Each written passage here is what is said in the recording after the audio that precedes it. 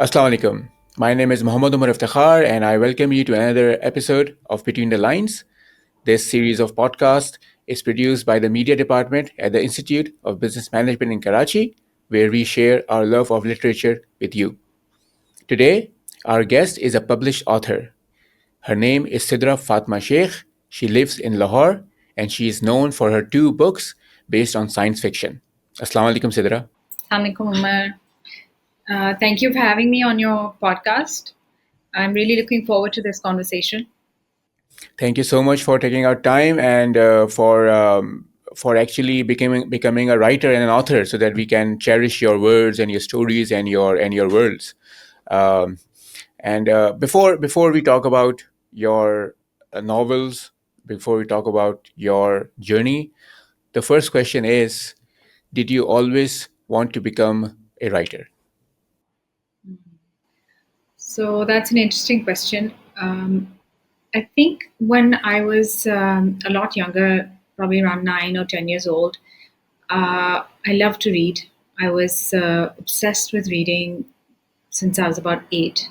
And I was really fond of fantasy, and I loved Okay. I started with things like Narnia, The Wizard of Oz, The Hobbit, Lord of the Rings, and then went on to so many other books that I loved, like The Borrowers, etc. And I was always reading. So by the time I was around 9 or 10, I had started writing as well. I think it's like one of those things where when you're reading so much and you're sort of the magic of words, and you're fascinated with that, then you feel inclined to start participating in that yourself as well. And I feel like it was so magical for me, this whole just words and reading, that I from that age onwards, I was just obsessed with reading and then writing as well. I was writing poetry. My mom recently, at one of my birthdays, just a year ago, she presented me with a scrapbook of poems that I had written Okay. when I was about 10, 11. She had saved them from that time because she had been sending them out to various kids' magazines and, the things that come with newspapers. In those days, it was the Pakistan Times, and they would have like a kids section. So she had cut them all out and saved them from then. I mean, they were really terrible poems. I mean, now when I look at them, but they were so, straight from the heart, very authentic, and I could easily, just by reading those, I could see exactly what emotions I was feeling and what I was going through. One of my Wonderful. best friends had left school, and a lot of the poems were about that. And I just feel like when you're a kid, um, if you have this capacity or the ability to actually voice your emotions on paper, there's nothing like it. Beautiful, wonderful. You mentioned about reading the Chronicles of Narnia by C.S. Lewis, and I grew up reading his stories, and I eventually watched the television series that used to air during the 90s, if you may remember. So Narnia was such a magical place to be in. I mean, we could relate with the characters, whether they were humans, whether they were hybrids, whether they were mythical creations. I think world building is very important whenever we talk about fantasy or maybe speculative fiction. Absolutely. I think worlds that you can get lost in are just, or they seem real enough to Mhm. exist. That is the whole magic of it. And I remember opening a lot of cupboard doors at that age, trying to find Narnia. Yeah, I mean, people. I mean, children. In particular, they obviously want to feel that fantasy transpiring in their life. I mean, when I was a kid, I used to wrap this cloth around my neck, and I would consider myself Superman or Mm, Batman. So I think yeah. I think that freedom of imagination that you build when you're a kid, that eventually helps you in becoming creative writer. Do you think? Absolutely. I think when we're little, the way you feel things, the depth at which you feel things, I think that is where the magic starts from. Because later on, it's quite hard to feel that depth of emotion or to even allow yourself to feel that. If you've nurtured your imagination as a child and you've actually been able to grow your imagination to the point where you really do believe in magic, that's what you need as a writer when you're a grown up. Because if you can't connect to anything bigger than yourself, anything outside yourself, then I feel like you can't really produce much. Like you have to have that connection alive and well, even as an adult.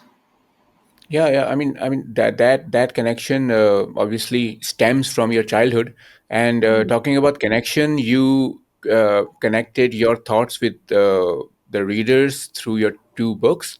The first was The Light Blue Jumper, which was a science fiction novel, and then the second was its sequel, A Shade Darker, which was released this year. So Yeah. how did you end up becoming a science fiction author from Pakistan?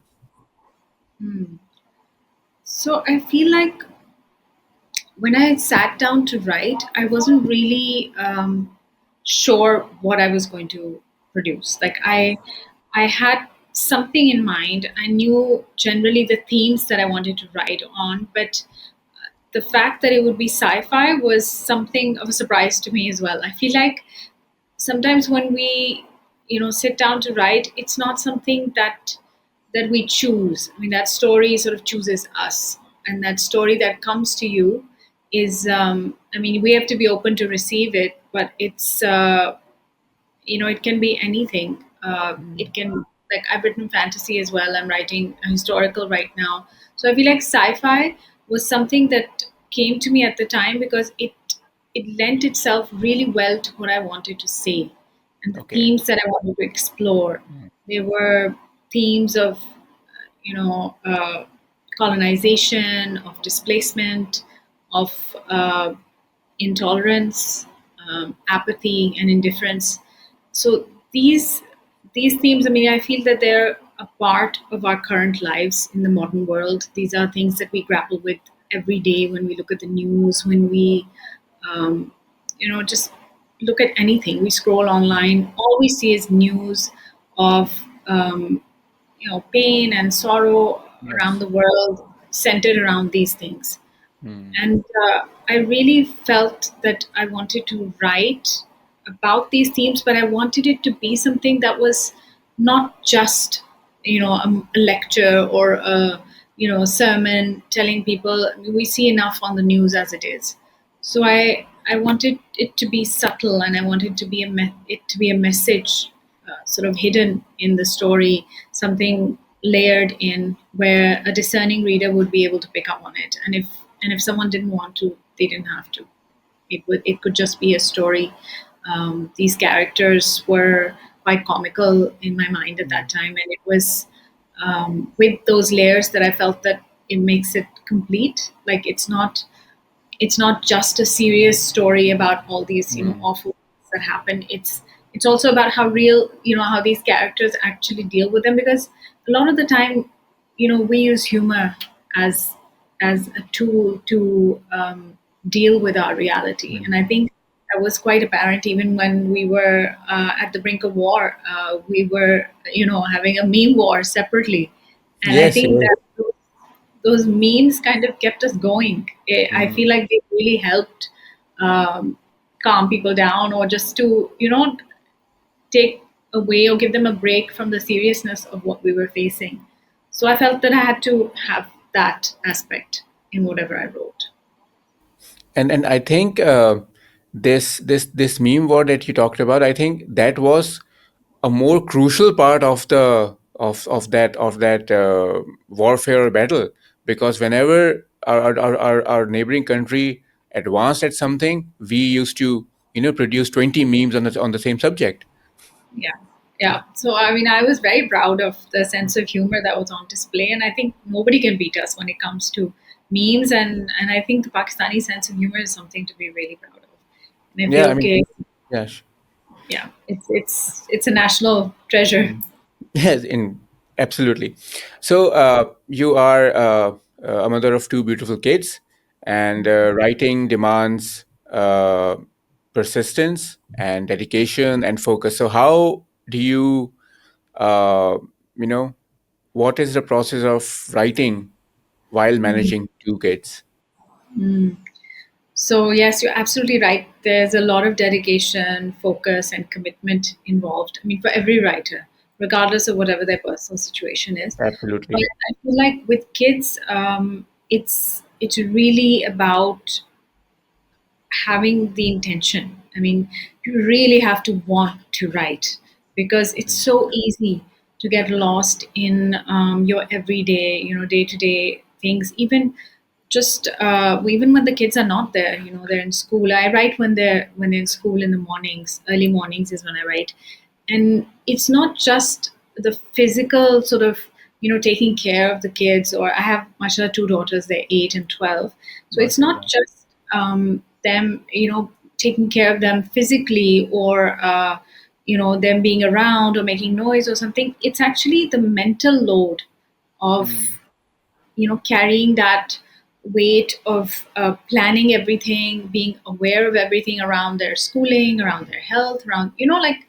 what everything that a mother does basically. Hmm. So it's those thoughts that you have to put aside, and that's why I do it in the morning before it kind of catches up with me. And you have to be, because I feel like when you're writing, if you're not present, you can't connect, and then you have to be connected to something bigger than yourself when you're writing. And if you come with all these other thoughts taking up your headspace, then there isn't much room for inspiration to actually, hit you. And I feel like inspiration is always, at least for me, it's something very soft. It's not something that hits you over the head, no matter what you're doing. You hear these stories of people saying that they were in the shower and they suddenly thought of this entire book, or they were Yes. asleep and it came in a dream. So Yeah. I feel like that has never happened to me.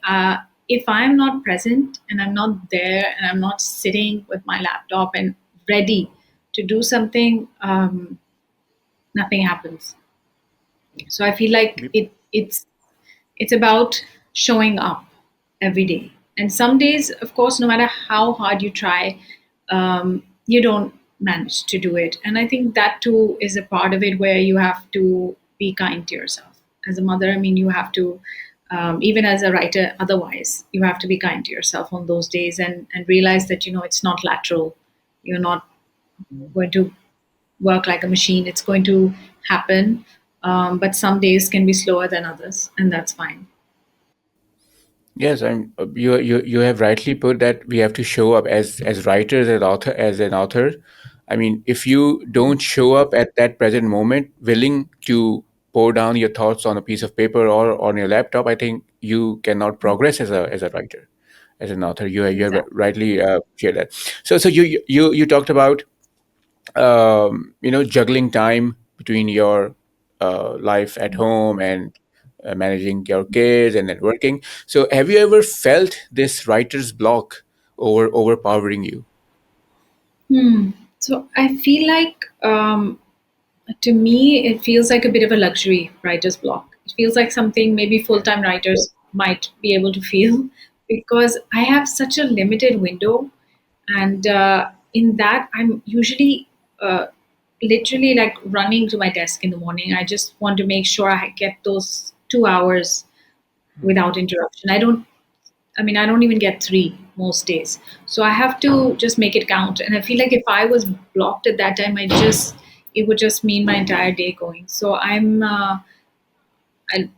feel I'm lucky as well that I haven't felt blocked. I was saying that we were talking about writer's block earlier, and I was saying that there are Hmm. times when some scenes are very difficult to write. They might be emotionally draining to write. Like I was writing a death scene in something, and it was very draining, and it was something um, that was really hitting me hard emotionally. It was hard to shake myself out of it. So I feel like yeah, that's not being blocked. That's something that we, like all of us, have to deal with. Like when it comes up, there may be painful things that we write, there may be difficult things that we write, Mm. and then we just have to be gentle with ourselves and give ourselves time to do it.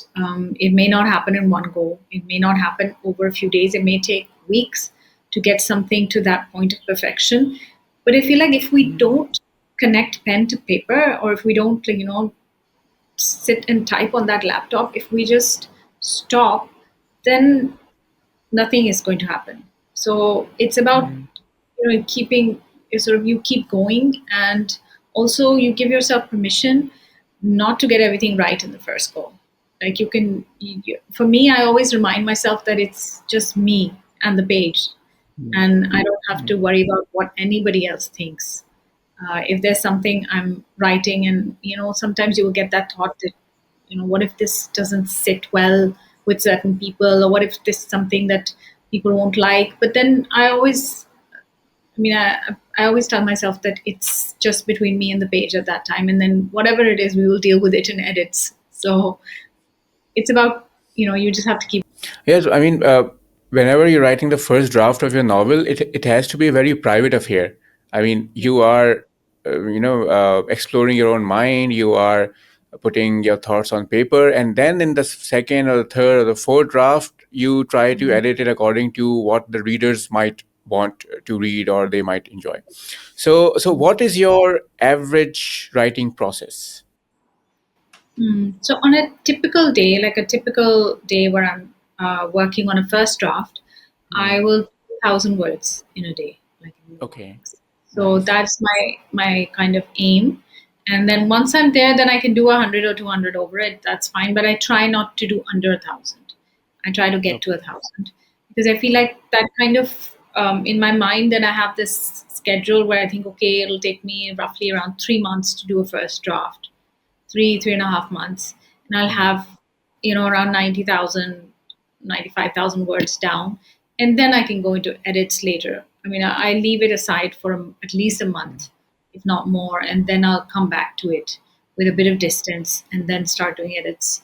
So I usually, I mean, some writers write a lot in the first draft, like they have to cut out, people say, oh, rule of thumb, 10% goes in the edits. Hmm. You cut out 10%. I usually don't have to do that because I don't write so much in the first draft. Like I'm actually someone who writes more sparingly, so I when I'm doing the edits, I'm actually adding in things a lot of the time. Nice, lovely. So let's talk about your books. You published the Light Blue Jumper, I think, in 2017, if I'm not wrong. Yeah. Yes. And it this was a time when I was planning to write my science fiction novel, and when I read yours, I was like, now this dream is doable because someone else from Pakistan has done it, so I can also do it. So you were one of my inspirations from Pakistan I'm that so helped happy me. to hear that. And yeah, thank you for writing that. I mean, obviously, I had my fair share of inspiration for writing science fiction by watching science fiction movies and reading comic books and other novels. But reading a sci-fi work from a Pakistani, that was very relatable and something that I still cherish because this is something which is eventually going to grow the sci-fi industry of Pakistan. So take us through the first book. Don't share any spoilers because I want readers to read your book and enjoy the life and the journey of the light blue jumper. That is the titular character of your novel. So thank you so much, Umar. It's so lovely to hear that this little book served as one of your inspirations. I'm really happy to hear that. It was something very close to my heart, and I think first books always are, right? It's Yes. just something. Afterwards, you kind of you have the experience of your words being read. It's sort of more connected to the outside world, but I think the first book is just entirely yours. Hmm. So I mean, Light Blue Jumper was, okay, without giving spoilers, it's set in a futuristic world where a despotic regime rules the entire universe. And Hmm. they are it's a small group of rebels who are fighting to overthrow this regime, and they are sort of like space cowboys. They live on their Mm-hmm. ship, and they're all like it's a multitude of races and characters, species even, and our there's Madam, who's an Alronian. She's and their names are sort of in letters. She's called Madam X, and then there's the good doctor, who is one of those mad scientist types who has so many layers to him that he keeps surprising me even in the second book. So he was incidentally one of my favorite characters to write. I really enjoyed writing Okay. his character because it was full of surprises. And Mm-hmm. then there's the dashing Captain Salar. And there's Lethal Wolf, who's the sort of the he's like not the opposite of Salar, but he is someone who's like a foil to his character, and he's there. Salar is the good guy, very noble, very clear about what's right and what's wrong. Lethal Wolf Okay. is not so clear. He's Mm. your gray character who's Yes. very much about the ladies, and he's an agent. He's a secret agent as well, so it really fits his personality. You're not quite sure ever where his loyalties truly lie. And then there's Mm. Princess Diana, who is the beautiful um, princess who is determined to prove herself in this cause. And all of these people are coming from various backgrounds. It's like a found family where they Mm. become friends, and they support each other through all these arcs where they change and grow. But there's the main character who ends up leading them is someone who you would least expect to be at the helm of affairs. That is a little blue alien called Zaro, and he comes from the planet Zaron, and Mm. he's someone who is your um, sort of classic uh, like a maybe like a Pakistani uncle character who's he's very polite. He's very aware of the niceties of the good manners, what should be said, what shouldn't be said. He's very self conscious, and he loves his job. All he wants is to just have job security. He has no interest in whatever's going on in the world in general, and he just wants to have economic security, and he wants to um, you know he's obsessed with his work, which I feel like is a certain type of Mm. character that we see in our lives. So, and he comes to this awakening during this book where he realizes that destiny has something very different in store for him than the life that he has planned, and Mm-hmm. it has its hiccups and it has its moments when he handles things in exactly the same way that he lives his life. But whatever he does impacts now like the entire universe. So it's comical in that way, and it's comical also in the way that each character is clear on the fact that they are perhaps the most important person in this whole rebellion, and they are the ones who everything rests on, like it rests on their shoulders. So that is also something that where they clash and where things happen and how you see things.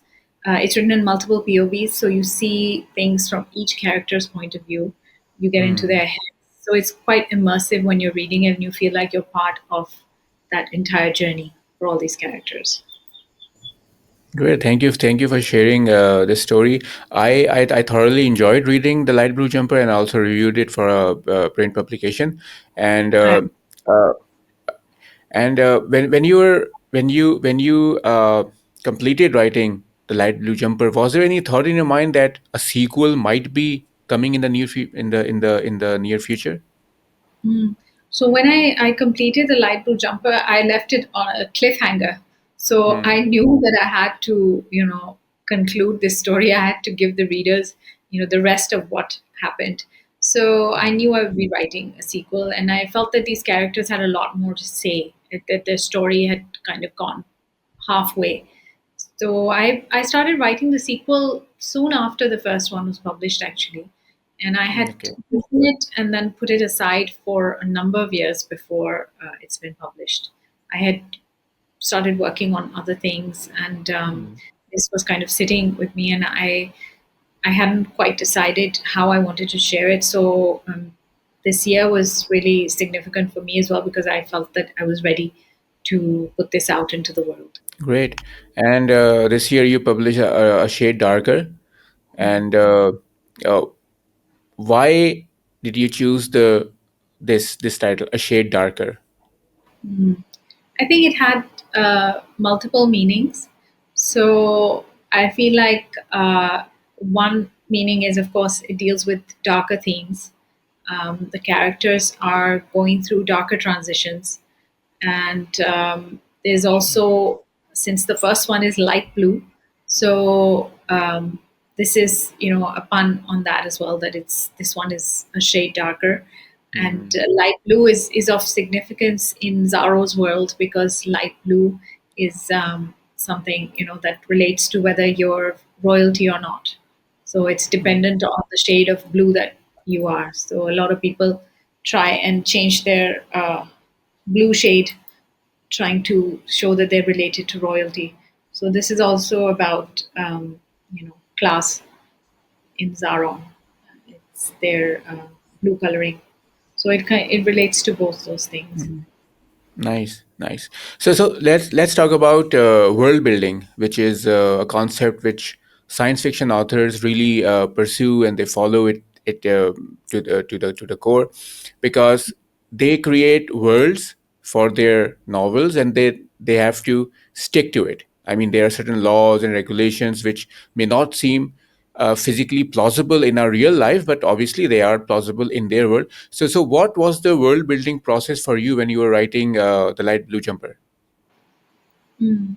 So when I started to write and I was writing about this alien species, I had to consider a lot of things. I mean, different species, I had to consider their home worlds and figure out, what cultures they were coming from and what aspects would be interesting to kind of focus on and to highlight out of their cultures.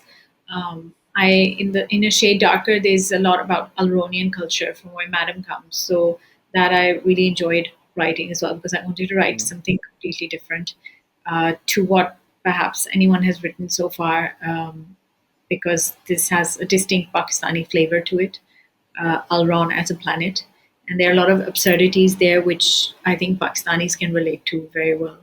So I think when I was building this world, I mean, Zaro also, he loves chicken tikka, and his wife is maybe from some part of the world which may relate to Pakistan. So it's when I was building this world, I wanted to put in little Easter eggs and little hints at the Pakistani-ness of these characters, even though they're, ostensibly they're from space and they're aliens. But I wanted to weave this thread of Pakistan in all of their different cultures and different planets that they came from.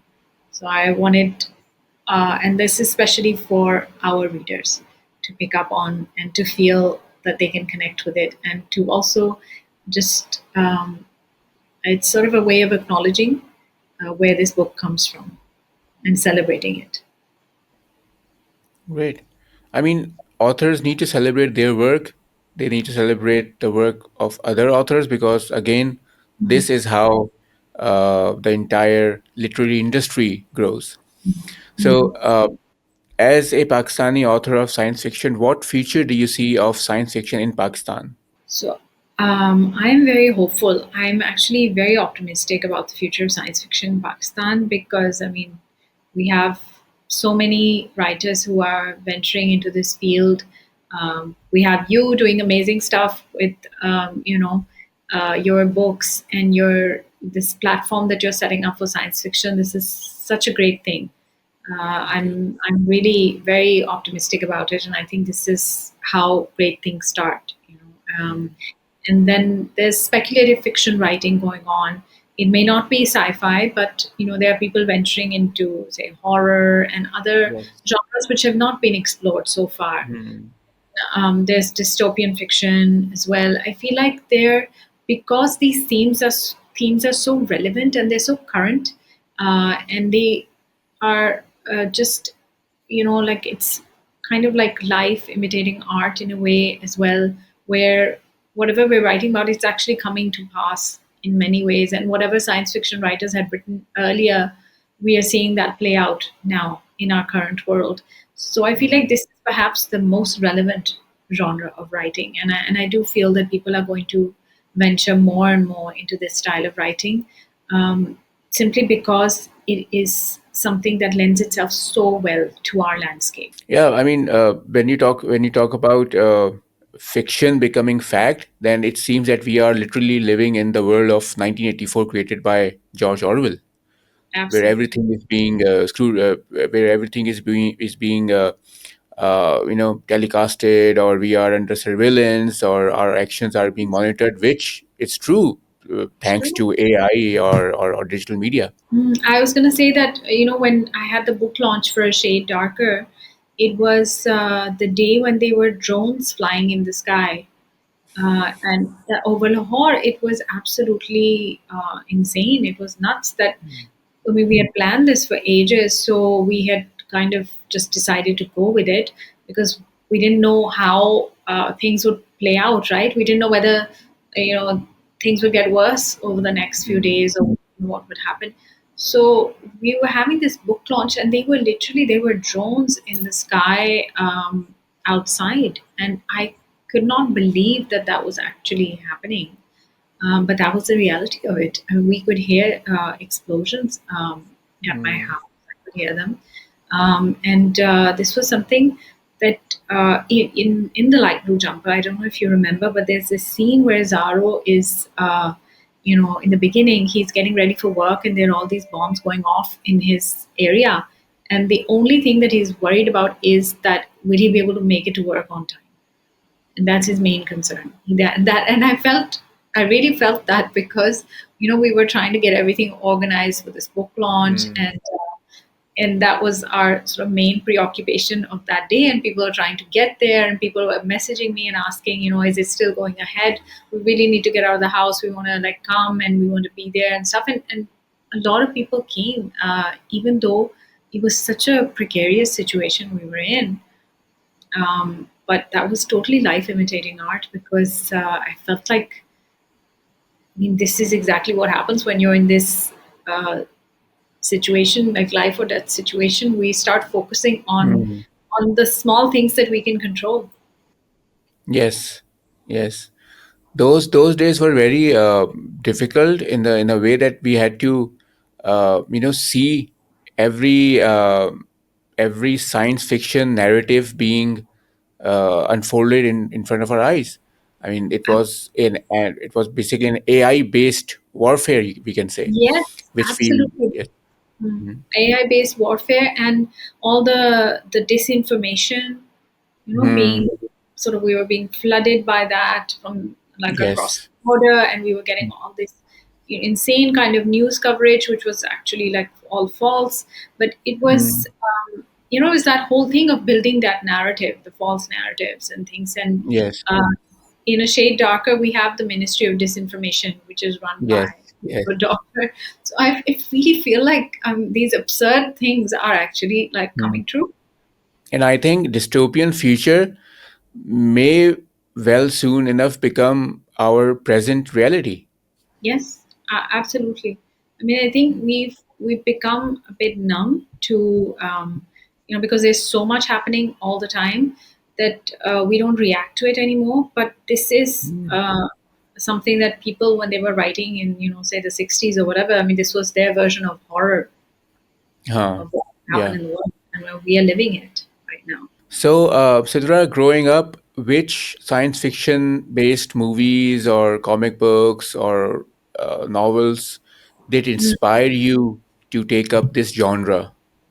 So growing up, my one of my favorite books was the same. This 8 to 10 years of age, A Wrinkle in Time.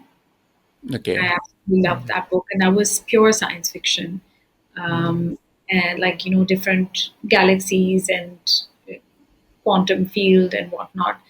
And then later, like growing up, I was a huge fan of Star Wars, the original three movies. I Oh, loved wonderful. those, and I've seen them so many times. I think they really helped as well in envisioning, this world, Hmm. and where they're living in a spaceship and the rebels and everything. It really helped with visualizing all of that. Star Wars, and then I used to watch Star Trek as well. I was like one of those kids in school, Okay. even though Hmm. used to come. At that time, we only had like NTM as an alternate channel on TV. Yes. There was no Yes. satellite TV or anything. And I would had Hmm. that time set aside. I knew what time it would come on TV, and I had to watch it. And I was the only girl in my class who used to watch Star Trek, but I was obsessed with it. I love this concept of how they go to different planets and they meet aliens and whatever. So Hmm. my brother and I would watch it together, and then later, Star Wars, and then even afterwards, like Firefly, which I absolutely loved as Okay. well. Hmm. Firefly, and then also Farscape, which is something I really enjoyed watching. And it has the comics as well and everything. So um, those kind of things, they really open up your imagination. And They recently, I do. was They do. watching The Expanse a couple of years ago. And that I found was amazing as well. Hmm. That was really So, interesting. hmm. So, what are you working on these days? What's the next project, if you may want to disclose about it? So, Umar, I'm working on a historical right now, and it's a Okay, historical wonderful. set in the subcontinent. And Hmm. I'll keep the time period a surprise, but it's something that I have really enjoyed writing. It's something very different to what I've done so far. It's a romance, and it's a historical romance, and it's something which I did a lot of research for. I actually like really read up on a lot of that time period, and I tried to get many things right in that, in terms of accuracy. It's an alternate Okay. history, and All right. it's something that I really enjoyed writing, and I feel like I'm writing the sequel to it right now. So it's kind of going to be complete as a duology, um, Oh, wonderful. inshallah, this year, and then I will think about how and when it's going to be published. So once I have it. Great. So all the very best for your project, and may your literary journey evolve over time. Thank And you. so what advice would you like to give to aspiring writers and authors, not only in Pakistan but across the world? So my advice would simply be that, one, keep reading. I've noticed that some writers, when they're doing their first novels, they stop reading because they feel like Hmm. it might influence what they're writing.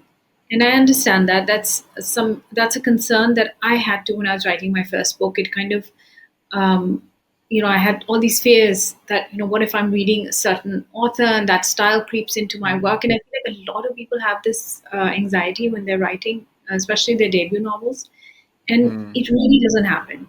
I feel like you cannot deprive yourself of words while you're producing these words on the page. Hmm.